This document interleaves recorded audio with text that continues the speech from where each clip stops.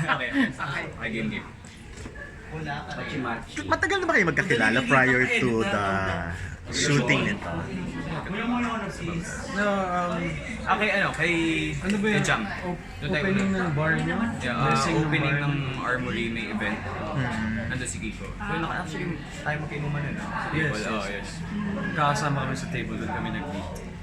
So, ibig sabihin wala nang ilangan nung pinagagawa niyo Ako, yung... nakakaba yung unang-una. Unang-una kasi never ko pa na-experience yung gano'n.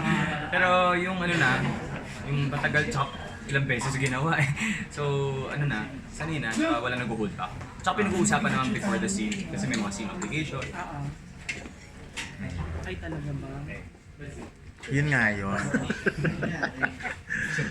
Pero yung impression mo sa kanya kay Kiko, kasi ibang image nito eh, medyo bad boy. Tapos ikaw naman clean, di ba? Well, naman before ng scene naalala ko yun yung unang-una talaga na may kissing scene. Kinakabahan ako, sobra. Kinakabahan ako kasi yung scene, mabigat. Hindi, mabigat tapos kailangan intense agad. Hindi siya yung pa-sweet lang na Tapos, pero nag-usap naman kami. So ito, wild.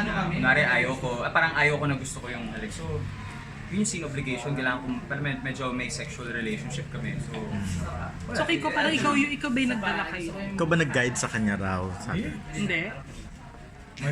Martin is an adult, he's a professional actor. Hindi mo naman kailangan i-guide yung co-actor mo. I mean, lahat naman tayo, we come in the set, we come in prepared.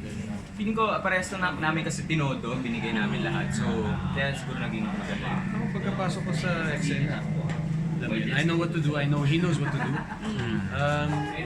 I guess that's what makes us professional and on point.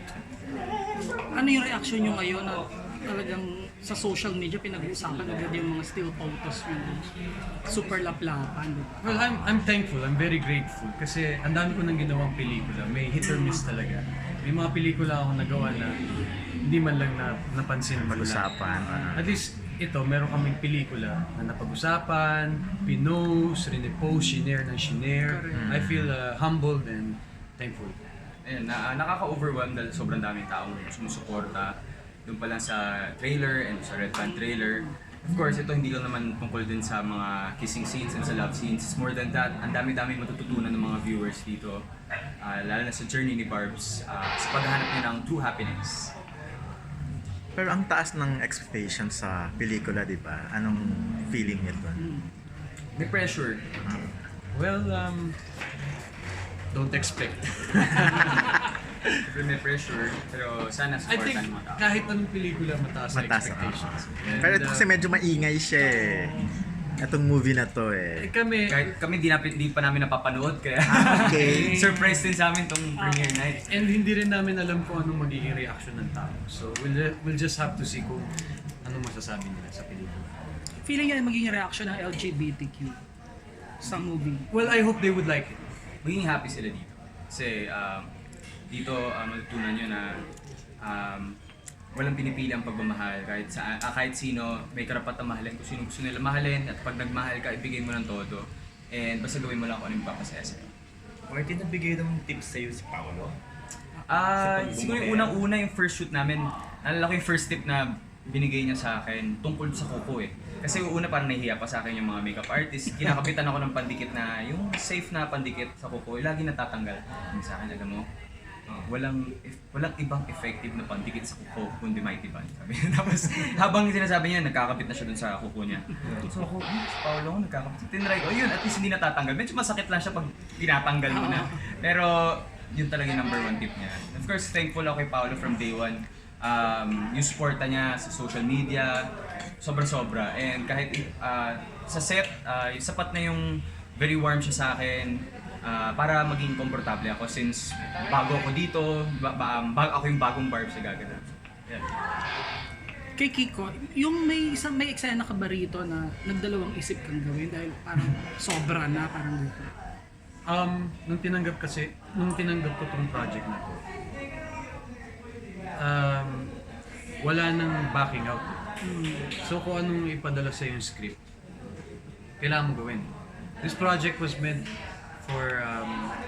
series. Mm-mm. So, every before the shoot, papadala sa amin yung script, tsaka namin babasa. Tapos kung ano nandun, nakasulat, kailangan namin gawin. Hindi ka pwedeng sumalang na, ay, I have reservations, hindi ko pwedeng gawin yan. With me naman as an actor, to get a piece like this, gives me so much freedom to express myself and my character, which I don't get, don't get a lot with other films. With Direk Percy kasi, hinayaan niya kami. Kung maisip lang namin na kunwari mag-smooch or mag-smack, sige mag-smack kayo. Kung naisip niyo magmura, sige gawin niyo. Meron kaming freedom to do this. And of course, parang nanggagaling din dahil parang lahat to dahil may trust kami sa na Direk Percy and Direk June. Alam namin di kami papabayaan. Kasi syempre ako from the start, napanood ko kasi Die Beautiful, alam ko yung success nun. Gandang-ganda ako sa movie. And of course, hindi ko naman first time na makatrabaho, maging part ng idea first. Nagkaroon ako ng film yung Ama na Nanggal sa Unit 23B. So alam ko yung mga movies na pinoproduce, dinidirect nila ni na Direk June. Sobrang quality and magaganda talaga. So hindi ako nagdalawang isip tanggapin tong Born Beautiful. At kahit dun sa mga kissing scenes, alam kong basta tiwala lang. Kasi alam namin magiging maganda to. At saka hindi kami papabayaan. Take note, Direk June and Direk Percy are award-winning filmmakers. So, to be directed by them would be an honor. Diba? I just wanted to know lang, before and after doing your intimate scenes, meron ba kayong mga discussions? Meron ba kayong mga like boundaries and all? I think the before and after, lagi kasi there's this, when you work with an actor, you always talk about, how do we kiss? Oo, pinag-usapan natin yun. Paano natin gagawin? Ano ba to? Sweet? Or as we dissect each other's objective. Like, as for me, I'm the more aggressive as a character towards him. While he has the other guy, si Aki, who's more sweet.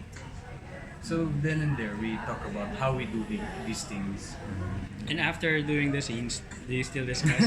Ay, dumidiretso ako sa sink, tas Listerin. Listerin. Bakit naman? Makikita nyo kasi kung paano, lalo sa series, diba? Oo nga, mas malala raw ang series. Mas Kasi- matindi ang series kasi sa walang... cable naman siya, so Oo, walang Hindi siya saklaw. sakla ng MTRCB or walang mga rating. Siguro after this movie, yun yung kailangan nyo kapangan. Kung gulat na kayo sa trailer. Mas magugulat pa kayo. Diba? Hindi niyo pa alam yung series. Oo, Makikita niya lang tip of the iceberg. Tip of the Talaga? Martin, kwento ka lang doon sa ginawa mo pagpe-prepare, lalo na yung pagtanggal ng Pagpapakababae. Ayun, actually yung pinakamahirap na preparation dito yung physical part eh. Oo. Yung una kong ginawa yung nagpa-wax. Balbon talaga ako, so yung sa dibdib, sa kilikili, dumudugo pati likod ko, mabuhok pala ibo kasi pati yung braso and yung legs. Actually plano ko nga na para in character lahat na gusto kong pa-wax. Pero since nasimulan ko, apat yung gumagawa, tatlo yung gumagawa sa akin, nagpapawax sa akin, ganyan. Pero yung naramdaman ko na yung sakit, sabi parang ayoko na ituloy dun sa parang hindi ko na kaya. Total wala namang mga problem doon. So ganun.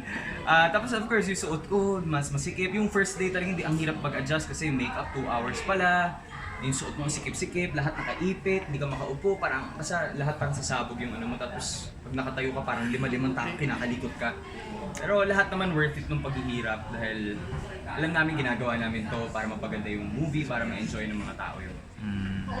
Martin at Kiko, anong reaction ninyo na ang